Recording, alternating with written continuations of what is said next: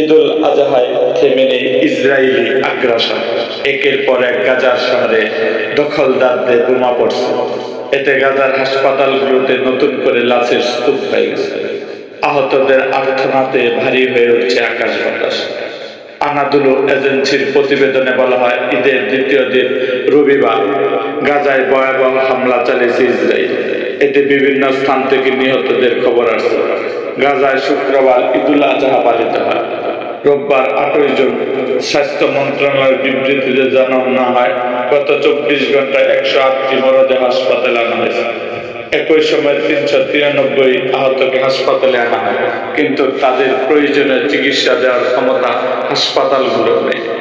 নতুন নিহতদের ফলে 2023 সালের অক্টোবর থেকে ইসরায়েলের গণহত্যা যুদ্ধে কমপক্ষে 54,880 ফিলিস্তিনি নিহত হয়েছে।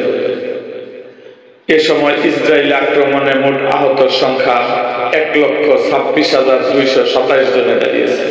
মন্ত্রণালয়ের এক বিবৃতিতে বলা হয়েছে, অনেক ভুক্তভোগী এখনো ধ্বংসস্তূপের নিচে এবং রাস্তায় আটকে পড়েছে, কারণ উদ্ধারকারীরা তাদের কাছে পৌঁছতে পারছে। ইসরায়েলি সেনাবাহিনী গত 8 মার্চ গাজা উপত্যকা পুনরায় আক্রমণ শুরু করেছে। তখন থেকে 4,603 জনকে হত্যা এবং 14,186 জনকে আহত করেছে তারা।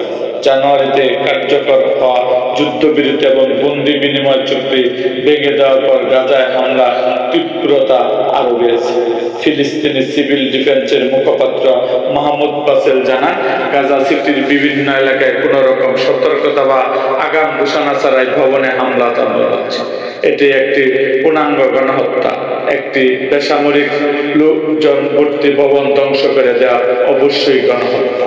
এরকম আরো ভিডিও এবং রাজনৈতিক অঙ্গনে নানা ঘটনা ইতিহাস জানতে আমাদের মুক্তাগাছার ইতিহাস মিডিয়া ইউটিউব চ্যানেলটিকে সাবস্ক্রাইব করুন এবং পাশে থাকা বেল আইকনটি বাজিয়ে